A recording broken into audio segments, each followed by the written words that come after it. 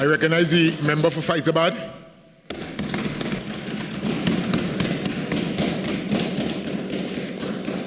Thank you. Thank you very much, Mr. Deputy Speaker, for the opportunity to contribute on the Financial Appropriation Bill for 2024, the budget debate. First of all, Mr. Deputy Speaker, I would want to thank the constituents of Fyzabad for giving me the opportunity to represent them in this August chamber. And before I go further, Mr. Deputy Speaker, I would want to congratulate the Leader of the Opposition for her excellent presentation, showing that once again she understands the needs of the people of Trinidad and Tobago, and with the policies that she would have advocated in her response to the budget, that she is prepared, willing, and able to move this country forward. Mr. Deputy Speaker, I also want to congratulate my colleagues who have spoken before me in this debate. Some very heavy contributions from my colleagues, member for Caroni Central, my medical colleague from Komoto Manzelina, my colleague from Maruga Tablan, and of course, Point Appear this morning, very fiery, and colleague from Naparima. So, Mr. Deputy Speaker, I listened to the Minister of Health. I was taken aback a little bit in shock in terms of his contribution, but to say that there are two aspects to this, to the health sector. And I want to say at the very outset, both as a medical doctor and as a member of Parliament, that I do agree that the approach of health and wellness is important for our country. We on this side agree with the approach of primary health care. And we understand that there are many of these policies that will benefit Trinidad and Tobago, will benefit the health of our people. We know a healthy nation is a productive nation. And, we will be willing to, to support many of these measures, many of which were already started during our time in government between 2010 to 2015. And I'll come back to talk a bit more about that. But also, Mr. Deputy Speaker, I want to make it very clear at the beginning that whilst all of these measures are important, and while primary care is important, at the same time, it's very important to recognize that while we are taking a preventative approach, and all of these measures that are outlined, at the same time, there remains the issue of secondary care, the issue of treating with the problems that we see, and I welcome you, Madam Speaker, the issue of treating with the problems that we currently face and that citizens of Trinidad and Tobago currently face in the health sector. And many of these problems, in fact, are related to the complications of diabetes and hypertension. And I have a few suggestions I would want to make to the Minister of Health in my contribution, and I hope that he would be kind enough to give them consideration. But, Madam Speaker, again, before I get to that point, I just want to address some of the points made by the Honourable Minister of Health. And again, he mentioned the Children's Life Fund, and I just again would want to thank the Honourable the Leader of the Opposition, then Prime Minister, for initiating the Children's Life Fund. I'll say no more on that. Madam Speaker, with regards to the NCDs and so on, there are many points here I'm in agreement with. I'll come back and deal with some of these with regards to the contribution I have prepared, and especially with regards to the new approach that is being suggested with regards to teaching and so on. So, Madam Speaker, to get into the meat of my contribution, so to speak, soon after the Minister of Finance presented his budget last Monday, one of my constituents called me to give his opinion of the budget. He called it a 4-for-3 budget. So, Madam Speaker, I sought clarification as to what he meant by this, and he said, well, in simple language, the minister spoke for 4 hours to give us $3. I suspect he was saying that the $3 referred to the increase in the minimum wage. But, Madam Speaker, I just make that point to show that, this simplistic analysis of the budget reflects really how many citizens thought about the budget. You know, sometimes it's important when you're preparing for a contribution, you know, to listen to what your constituents have to say on the ground. Madam Speaker, I will go into some of the issues directly. Many of the points that were raised by the Minister of Health. But before I do that, I just want to say, again, if we look at the figures, you know, the question really has to be asked that over the last 8 years, with the approximately $50 billion that has been spent in the health sector, whether the citizens of Trinidad and Tobago are getting value for money. This is something that has to be asked, Madam Speaker. It's a budget debate, and we always have to look for value for money when we discuss taxpayers' expenditure. And the question really is whether that is, we are getting value for money. And many will say that the answer is no. Madam Speaker, the other issue here would be, of that approximately 50 billion, about 35 billion has been allocated to the RHEs. And again, the question is being asked, is the public health sector better off than it was 8 years ago? The Minister of Health, member for St. Joseph, you know, would have, you know, painted a very rosy picture, but it's really a picture, it's a futuristic picture of where we are aiming to go, but he has made no real effort to address some of the current problems that we are facing. And as we speak to allocations to the RHAs, again, there are certain issues that are arising within the RHAs in terms of the provision of services and in terms of infrastructure upgrades and so on. Madam Speaker, really and truly, what is the status of the public health care, of the public health sector in Trinidad and Tobago? Let us take an honest look at the reality of the state of our public health sector. One of the biggest problems that we have currently is the access to timely public health care. This remains a major issue. Now we know, Madam Speaker, that, you know, healthcare services in the public sector are free at the point of delivery. This is a given, but it is also important to understand that the timeliness of access is important, because you can have access, you can have free access, but at the same time, if you have to wait a long time, then there can be implications to that. There will be complications, and of course, it will be situations where, in fact, it wouldn't matter at all if there was a long waiting time, Madam Speaker. So we still have the issues, and, you know, when I prepared for this budget presentation, Madam Speaker, you know, I perused the previous contributions over the past 3 or 4 years in the health sector. And, you know, I found that many of the issues that were raised and addressed and so on are still to be fixed in the health sector, Madam Speaker. So we still have the issue of, you know, of long wait times for clinic appointments and surgeries.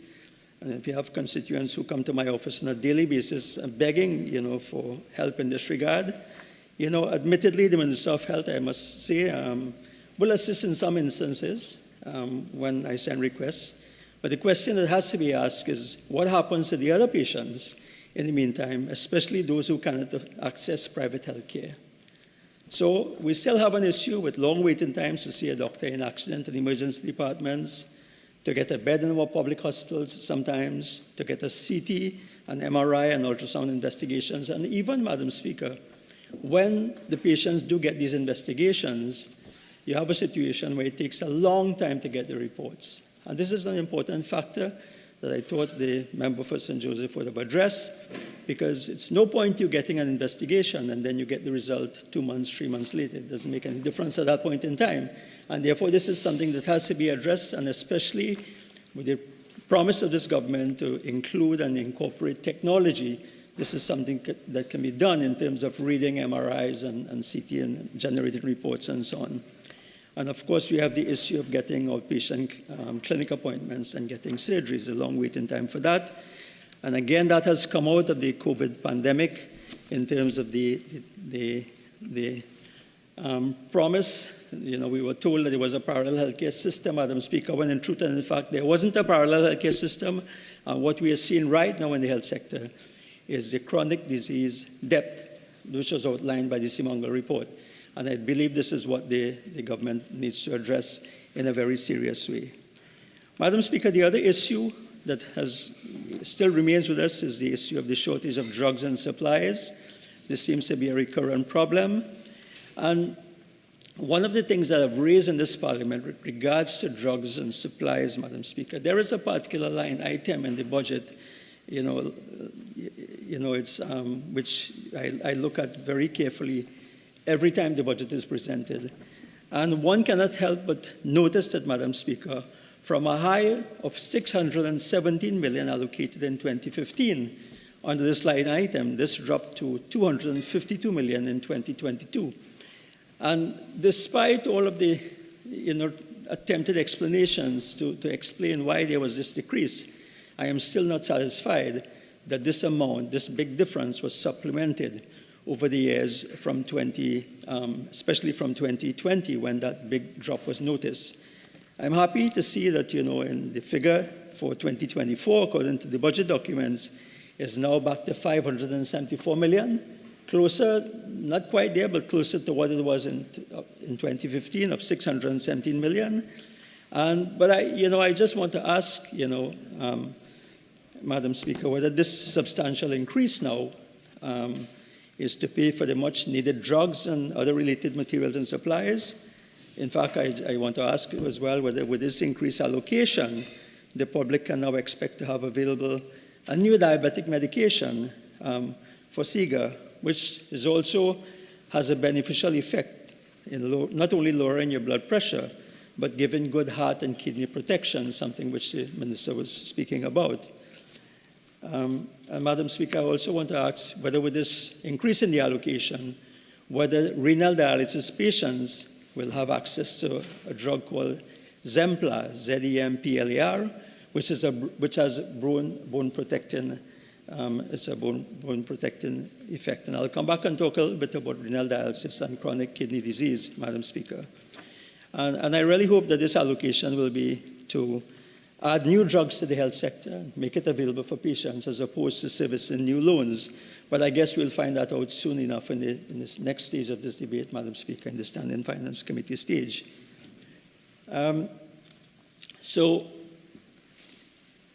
Madam Speaker, the other issue here that we often face, and we get this by way of complaints in the public domain, by way of media reports on many occasions, and this is regarding the lack of or the poor maintenance of medical equipment. And quite often you'll have patients whose surgeries and so on might be postponed because they're told that the equipment is not functional or it's broken down, and then they have to be given new appointments, and that's another story as to when they will get their surgeries. But let us look, if I may, Madam Speaker, let's look at how the budget addresses this issue by way of one example. And I will just look at the SWRHA, the PSIP allocation, which is under medical equipment upgrade, page 125 of the budget documents.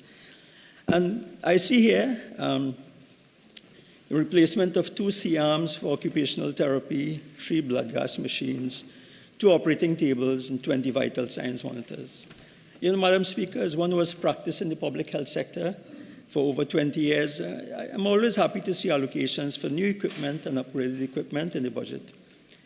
But Madam Speaker, I also look very carefully when I look at this budget item for allocations for other essential equipment that I know medical staff have asked for to do their jobs effectively.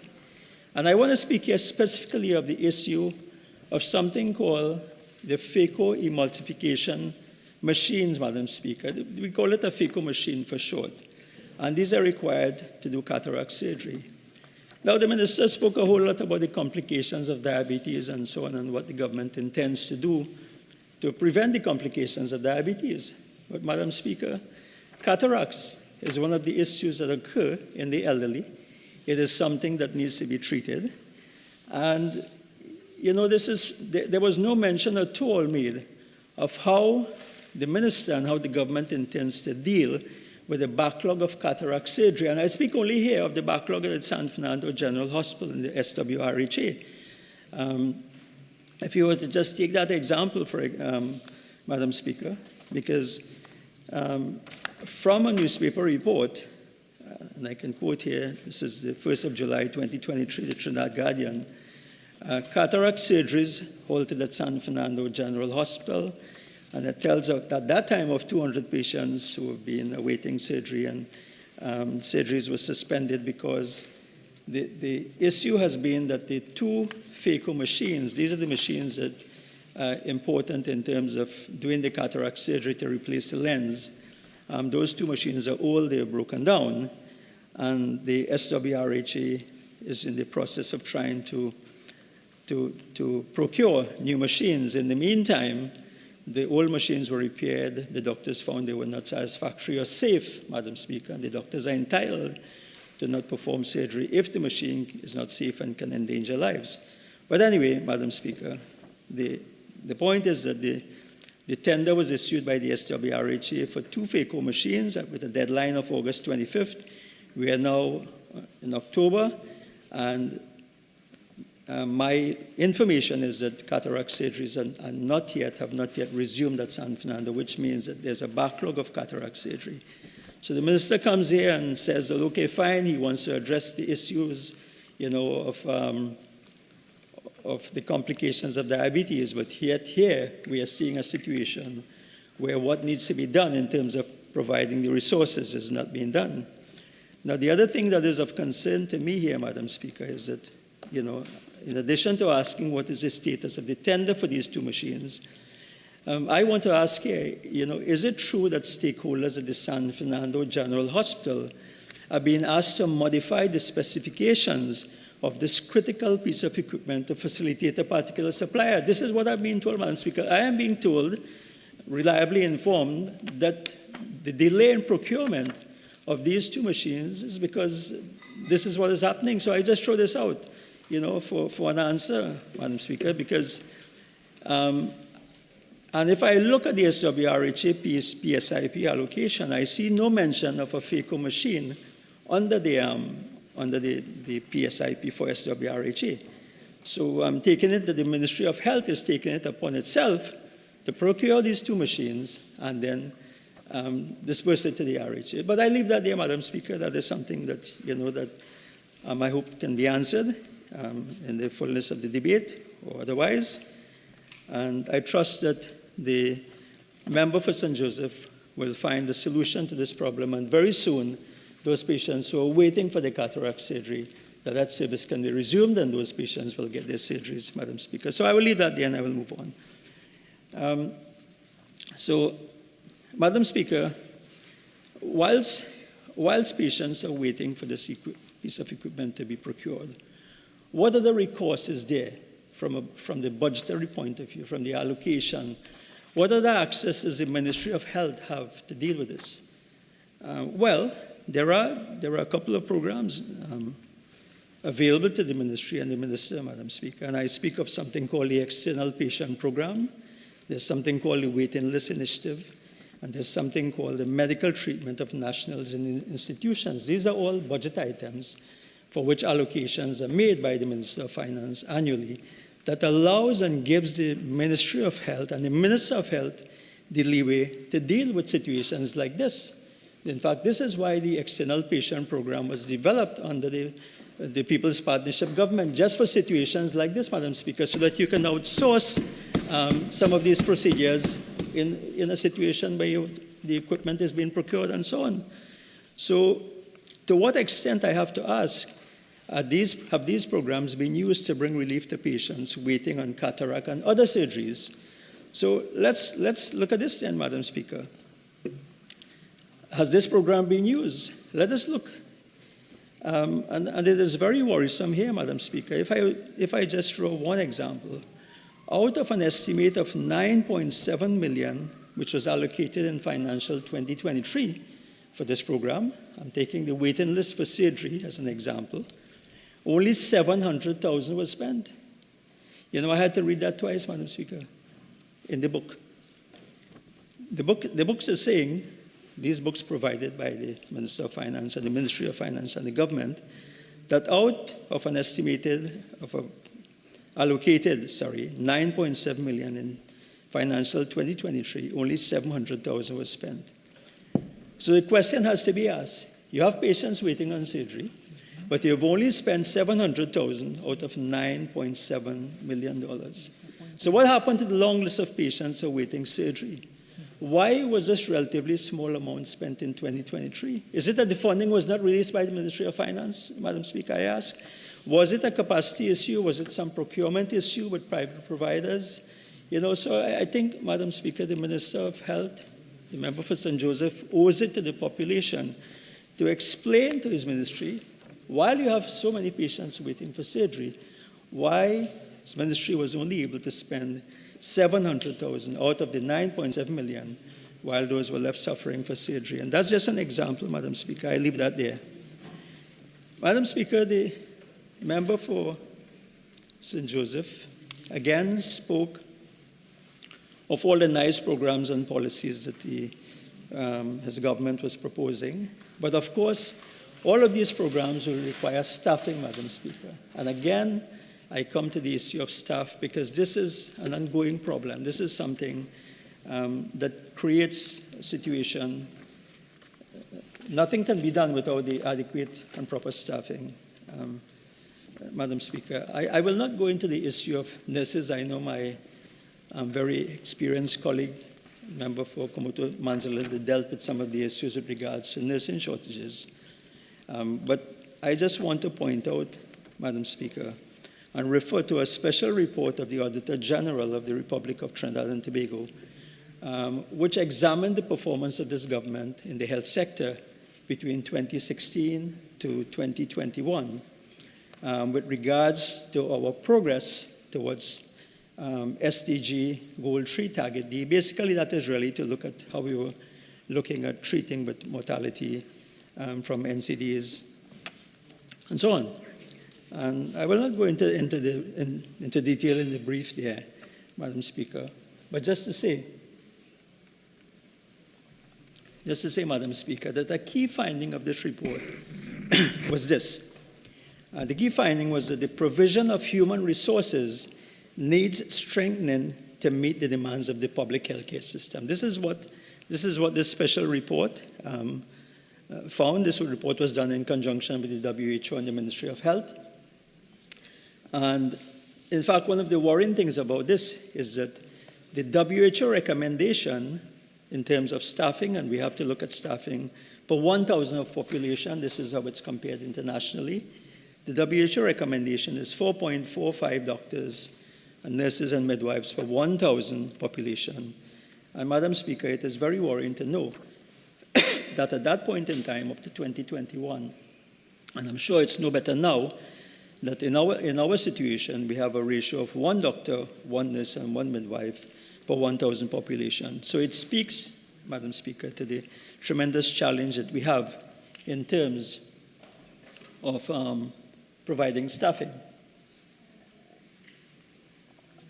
Madam Speaker, this very report goes on to say, and again, it hits the nail on the head here, in terms of saying that approximately 17,682 positions directly linked to providing patient care across 4 RHAs, 37.6% of the established positions were vacant at the end of 2021.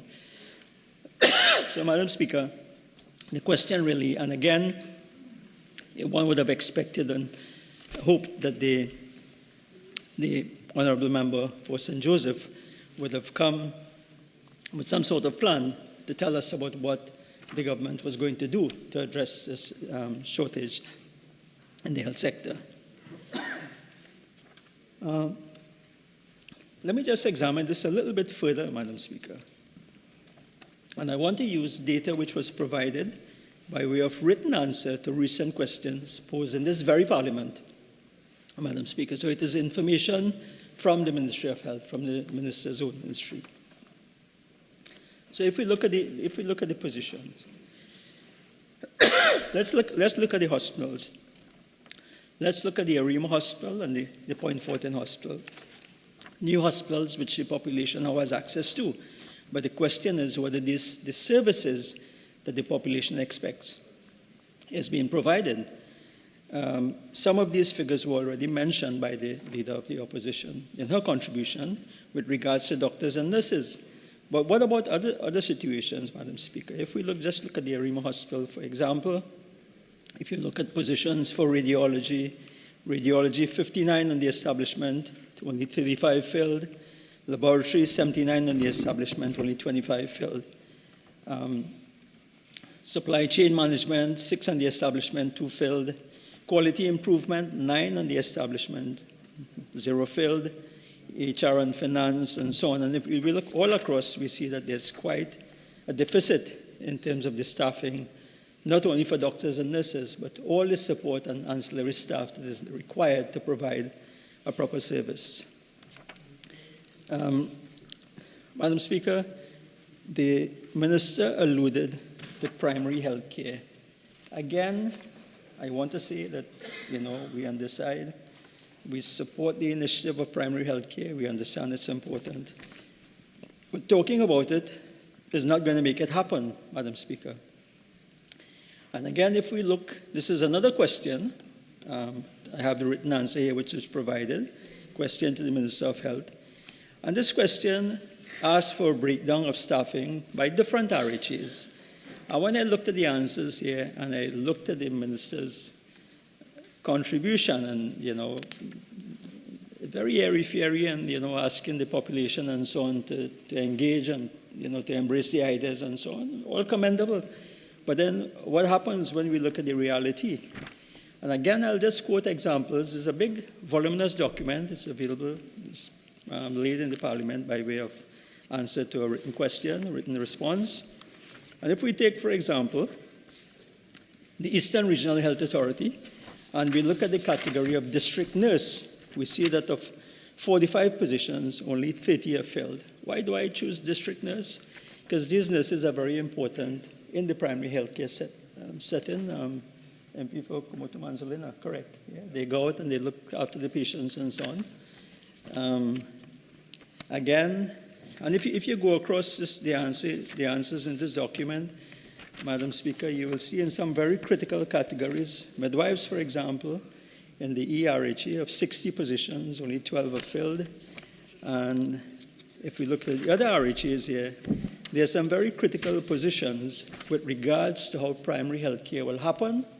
And we see here that there's a critical shortage in terms of staffing with regards to all of the RHAs. As I say, Madam Speaker, this document is available. I will not go into all of the details, but the point I'm making is that the staffing does not appear sufficient for what the Minister is proposing. Madam Speaker, the Minister spoke about the staff and making Port of Spain Center of Learning and so on, and spoke about the young doctors that are unemployed, and made the point that, that we have a shortage of specialists and subspecialists. The point I want to make, Madam Speaker, is that, for you to become a specialist, you have to go through a period of training. You're right? You do an internship. Your expectation in the course of training is that when you finish your internship, you occupy a position called a house officer in the public sector, which is where you get your experience. And of course, after becoming a house officer, you become a registrar, and then you can become a specialist. So the point about it is that how are you going to get these specialists, short of importing them, from abroad, which can also be a challenge. And the way it has traditionally been done until 2015, 2016, when the government changed, is that interns were automatically guaranteed a position as a house officer in the health system, and they fell into a pattern of training. But that is no longer happening. Instead, what is happening, Madam Speaker? You have short-term contracts, which creates a lot of uncertainty, and it depresses the morale of doctors, as we saw. And of course, it impacts negatively on the training of these recently graduated doctors. Madam Speaker, we have to note that millions of taxpayers' dollars are spent annually to train these doctors, and there are currently over 400 doctors, some of them having graduated as long ago as 2019. They are unemployed, and therefore citizens are not benefiting from this investment of taxpayer dollars. So I want to urge the Minister to look at ways in which these young doctors can be meaningfully employed, Madam Speaker, as we go forward. Now, Madam Speaker, The Minister, of course, spoke of the issue of maternal deaths and neonatal mortality. Madam Speaker, as an obstetrician myself, I am very happy for the state of affairs in the maternity sector. However, it would be remiss of me, Madam Speaker, to not commend the then Prime Minister of the People's Partnership Government, Kamala Prasad-Bisesa, Prime Minister at that time, for laying the foundation, Madam Speaker, for these gains. I think it's important to put that on the record, Madam Speaker, because that under her leadership, a report was commissioned into the maternity services in 2011, following the unacceptable situation which the People's Partnership Government met in 2010 in this area of the health sector. I want to say, suffice it is to say that the member for St. Joseph acted quickly on the recommendations of this report when the government changed, and pregnant women and their babies are now reaping the benefits. Madam Speaker, we are happy for that. We are happy for that. But, Madam Speaker, before I leave this issue, the member spoke about maternal mortality. It's his favorite thing. It's my favorite thing too. I'm happy. But it shows how we can work across the board as governments. And you can build on one platform, Madam Speaker. But I just want to speak about the issue of neonatal mortality. Neonatal mortality, Madam Speaker, is, with regards to babies, how many deaths you have within the first few weeks after birth. And if you were to listen to the member for St. Joseph, Madam Speaker, you will think that somehow miraculously from 2016, these changes has happened. But I have in front of me here a document, Madam Speaker, which is a UNICEF document relating to these figures for Trinidad and Tobago. And I just want to read these figures into the record, Madam Speaker, because we are speaking here about neonatal mortality rate, NMR we call it, and it speaks to deaths per 1,000 live births. Now let's look at the figures, Madam Speaker. 2010, 14.4. 2011, 14.0. 2012, 13.6.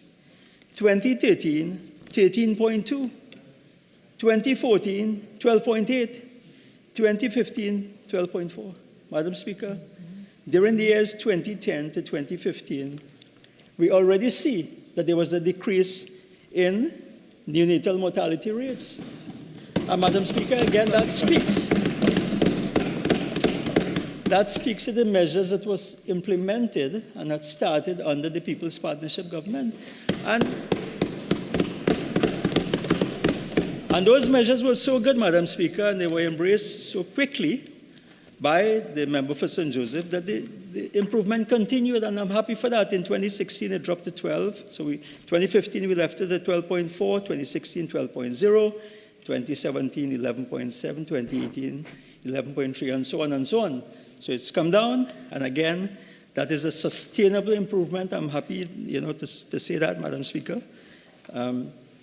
But, Madam Speaker, in addition to that platform which the member for St. Joseph met and the government met, this government here would have met another sound platform on which to build. And that is the Couva Hospital, Madam Speaker, which was completed in 2015 and not 2016 as erroneously reported in this budget statement here, Madam Speaker. I'm not sure the Minister of Finance corrected himself, but I guess the report in the budget is what he was told, but it was completed in 2015, Madam Speaker, August 2015, and the commissioning process for that hospital began in September of 2015. Of course, the government changed. It's another story, Madam Speaker, but I just want to say, had the member for St. Joseph opened the state-of-the-art facility when he took office, a lot more citizens would have benefited. And, Madam Speaker, it is now history that this 230-bed facility was denied to the public until the COVID-19 pandemic forced them to open it in 2010 in a short space of 2 weeks, Madam Speaker. And, Madam Speaker, I will leave that there. I will leave that there. The population, the people of Trinidad and Tobago will have to judge for themselves what happened between 2016 and 2020 to this state-of-the-art facility, which they were denied, and patients, it's a sad story, Madam Speaker. Patients would be traveling in ambulance from the Cuba District Health Facility to go down to San Fernando to wait for a bed, right? And they were bypassing this brand new facility on the way. We leave that there, Madam Speaker. So, Madam Speaker, I just want to come back briefly to the issue of the unemployed doctors, because I have some information which has come to me, Madam Speaker, and I just want to ask again, I want to ask, what is the process for engaging these doctors who have just completed their internship, who have applied for a house officer position? What is the process for doing this? And I want to further ask the Minister of Health, through you, Madam Speaker, to investigate claims that at the Arima Hospital, contracts are being awarded to certain junior doctors ahead of those in line with longer service because they have friends in management and other high places. I was just told this, Madam Speaker. I'm just asking the question, Madam Speaker. Surely this cannot be the policy of the NCRHA, or indeed at any other RHA under this Minister's watch. Or is it that the most senior administrator at the NCRHA doesn't have to report to the Minister? I'm just asking, Madam Speaker. And Madam Speaker, as I mentioned this, and I mentioned at the Arima Hospital, I'm not sure if this is happening at the other hospitals, this thing that was dropped off, is worrisome. Discrimination is a claim here. We are being told here that the majority, and this is the COVID-19 junior doctors who were promised certain things for serving, and again, I want to thank all healthcare workers who served during the COVID-19 pandemic, Madam Speaker. But, Madam Speaker, how are they being treated now by this government? We are being told that the majority went from one-year contracts to locum contracts without any reasoning. What happens when you have a locum contract? You have no vacation days, you have less pay, you have no gratuity, you get no sick days. You're unable to get a loan or mortgage and so on. So the promise of job security for these who dedicated their lives to the service of the country during the COVID-19, that promise of job security was never met, There's a claim of, victimization and oppression at the Arima Hospital. If anyone speaks out, he or she will be transferred to another hospital or forced to resign. So, Madam Speaker, I want to, ask the Minister to look at these claims. I'm sure that under his watch, this cannot be true. Another thing that is being told, Madam Speaker, is that whilst the Minister is investigating these claims, I also want him to check into the allegation that senior staff are being paid for duties at the Arima Hospital, whilst the majority of major surgical cases and other cases are being diverted to the Eric Williams Medical Sciences Complex, Madam Speaker. So perhaps the member for St. Joseph can look into this. I'm sure that the member for Arima cannot be in agreement with this state of affairs with a hospital that is in her constituency, Madam Speaker. So, Madam Speaker, I will leave the issue of unemployed doctors. I've dwelled enough on that, but I just want to leave on one point. It reminds me, the current situation reminds me of an analogy that a lecturer once made while I was a medical student. It's stuck in my head with regards to the description of diabetes. The defendants will just go outside and get it under control.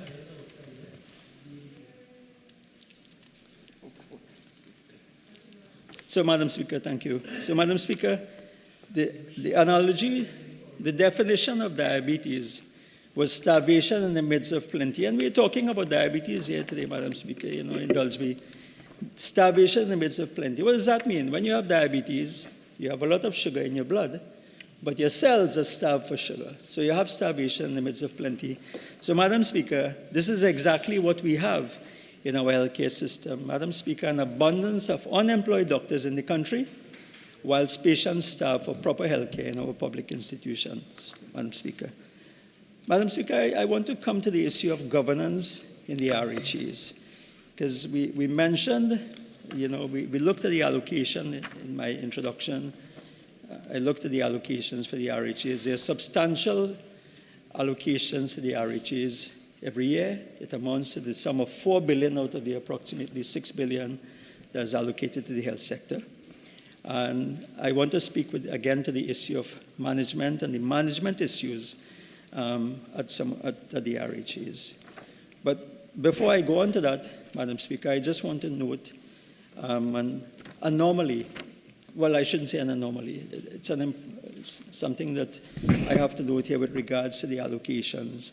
And I look at the allocation for the NCRHA for 2023 and 2024, and I notice, Madam Speaker, that there's a decrease of $139,643,600 decrease allocation to the NCRHA.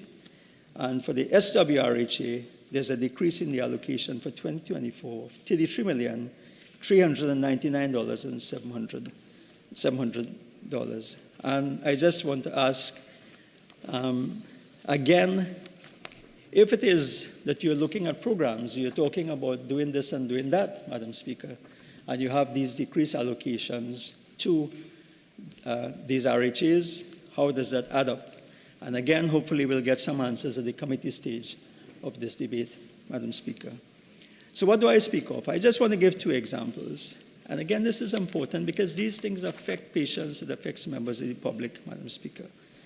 And I want to bring this up because I hope it's fixed, Madam Speaker. And I speak of the pileup of the biohazard bags at the San Fernando General Hospital, which was reported in the Express of the 28th of August, 2023, and the Trinidad Guardian at the same time.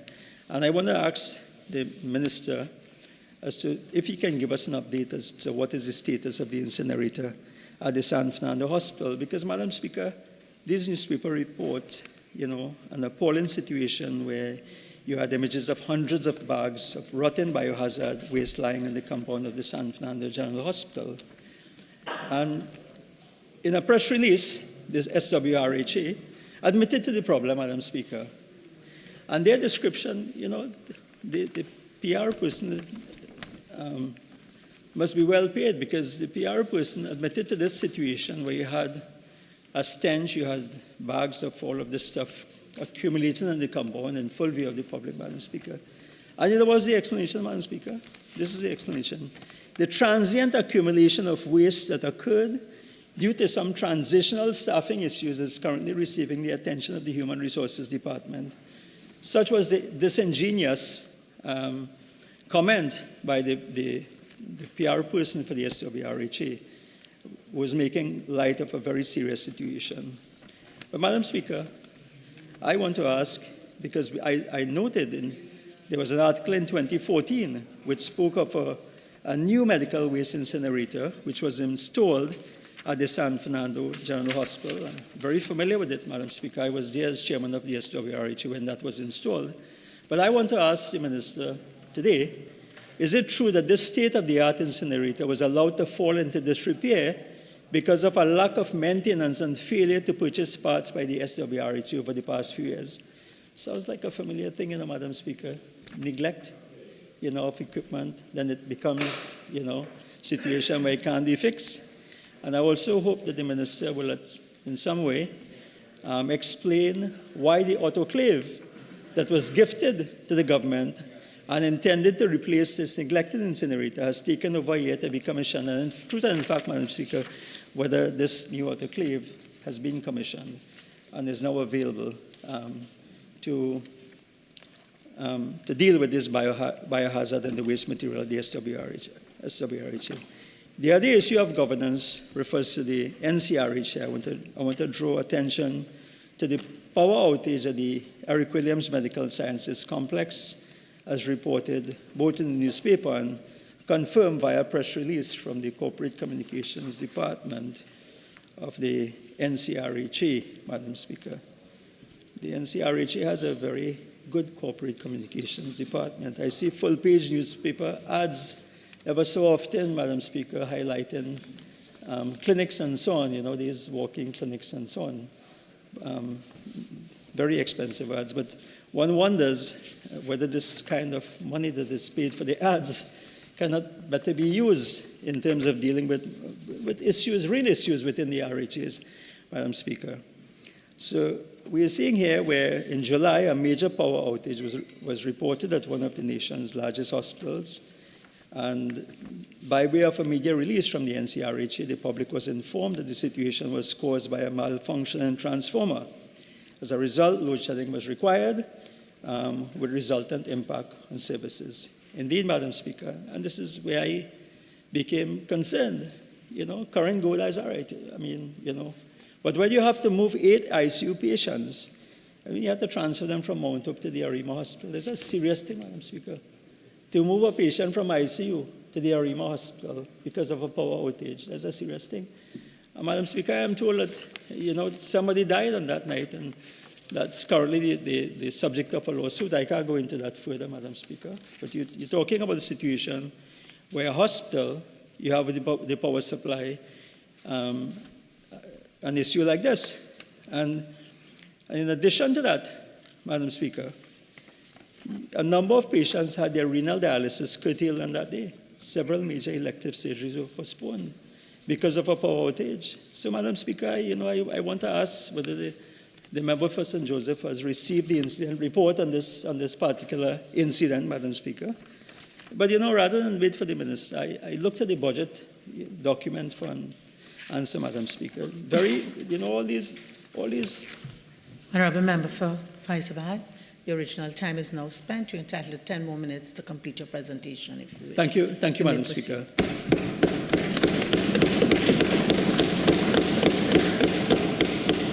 So, Madam Speaker, I will just move on, just to ask whether this problem has been fixed, because my perusal of the budget documents showed an installation of an automated load shedding system for the electrical distribution system has been 15% completed in 2023.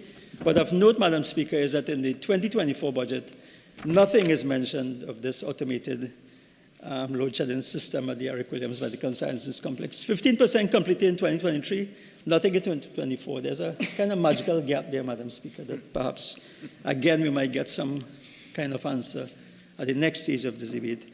So, Madam Speaker, I want to move on quickly, and I'm happy to hear that for the, how many times, member for St. Joseph, the San Fernando General Hospital Cardiac Catheterization Lab has been promised, Madam Speaker. This has been promised from 2016. Every single year in this Parliament, I urge the population of Trinidad and Tobago not to hold their breath, Madam Speaker, but I live in hope. I live in hope. Madam Speaker, I have 2 pages here entitled The Saga of the San Fernando General Hospital Cardiac Cath Lab. Because of time, I will not go into the details of this saga. I also have here 2 pages of answers to questions I posed in this Parliament since 2016 regarding the cardiac cath lab, Madam Speaker. But I just want to say that I hope that the people of Trinidad and Tobago will finally get their cardiac catheterization laboratory, and that will go a long way, Madam Speaker, to saving lives in Trinidad and Tobago. And whilst I agree with the member for St. Joseph that the lifestyle changes are important, at the same time, there's a burden of heart disease, Madam Speaker, and there's a burden of kidney disease, which I'll speak to briefly in a moment, Madam Speaker, that needs to be treated with as we go forward, Madam Speaker. So, before I leave the issue of the cath lab, Madam Speaker, there's also something that bothers me, and we don't have a cath lab. We have a high burden of cardiac disease. And again, Madam Speaker, these figures jump out at me when I look at the budget documents. And I had to ask, Madam Speaker, when I looked at the budget document, why in 2022 only 5 million was spent out of an allocation of 20 million for an item which is the treatment of adult cardiac disease, which comes under the PSIP. So again, you have the opportunity, you have the allocation to outsource these procedures, to outsource these investigations, because you don't have the in-house capacity. You are allocated 20 million, but yet you only spend 5 million. And I'm sure, Madam Speaker, the question will be asked, minds of the public, how many patients suffered, how many patients perhaps would have died whilst waiting for these very critical and important procedures, Madam Speaker. So I just want to say, Madam Speaker, as I said, Minister promised that it will happen in this financial year. It's a promise that's been repeated every year in this Parliament with this budget. But I want to say, Madam Speaker, I want to put this government on notice that I will continue to advocate for this cath lab, not only in this budget,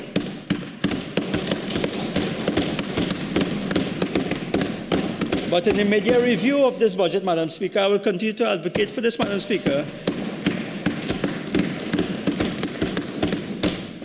Madam Speaker, if by some miracle those on the other side are still in government, come the next budget, Madam Speaker, I again will continue to advocate for this, Madam Speaker. But, Madam Speaker, the people of San Fernando were not left. I mean, they were not given a cath lab, but they were given a 150 million parking facility at the San Fernando General Hospital. And the irony of all of this, Madam Speaker, is that the free parking that was previously available for those relatives who had to come and wait long hours to look after the loved ones now have to pay to wait, Madam Speaker. I say no more on this, Madam Speaker. So, Madam Speaker, with a few minutes remaining, I want to come to a very important issue, something that is close to my heart, Madam Speaker, and that's the issue of renal disease and renal dialysis in this country, Madam Speaker. And again, I want to say we support the lifestyle changes, but the interim, you still have in the region of about 1,500 patients who require renal dialysis in this country. So, Madam Speaker, and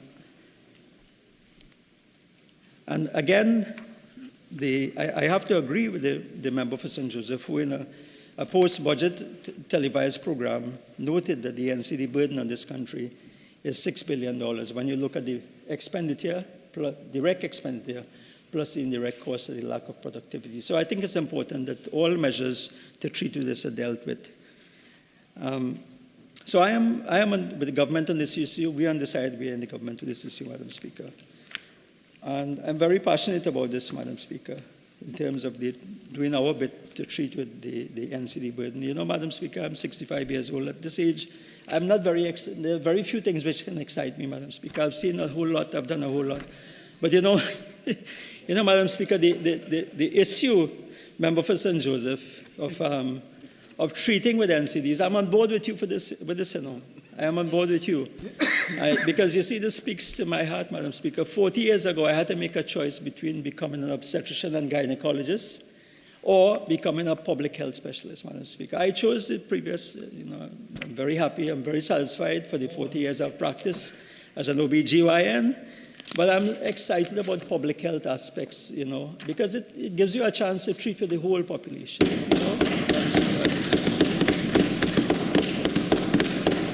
In my specialty, it's satisfying. You deliver a baby, mother and baby are fine, and so on, and that's good. But here we have to look at the whole population, together with the Hat Highway as a member of Parliament, Madam Speaker. So I am with the government on this issue. So can you imagine my joy, Madam Speaker, when the Minister of Finance in his 2022 budget presentation announced a National Center for the Treatment and Management of Renal Disease. That's there in black and white in the 2022 budget statement, Madam Speaker. This was part of a promise to deliver centers of excellence in the health sector. Big and bold promise, Madam Speaker. But, Madam Speaker, lo and behold, in the 2023 budget statement, the National Renal Center disappeared. Madam Speaker, with a wave of the Umbertian wand, as someone described it, Madam Speaker, the item disappeared.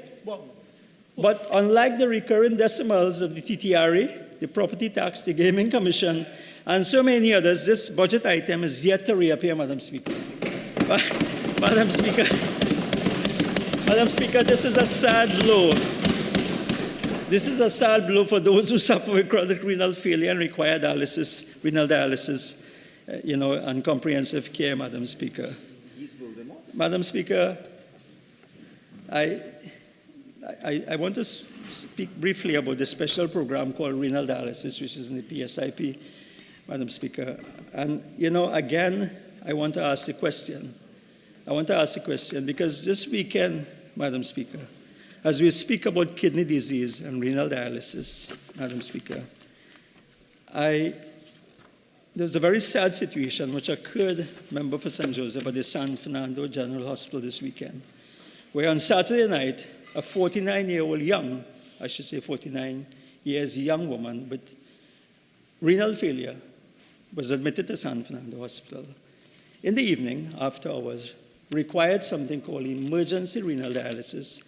Her creatinine was 50, and the member was talking about HbA1c. Is familiar with some of these terms. 15 is very high. You're in kidney failure. You require emergency dialysis. And do you know, Madam Speaker, that was not available at the San Fernando Hospital as an emergency. Sadly to say, Madam Speaker, the patient demised the next day.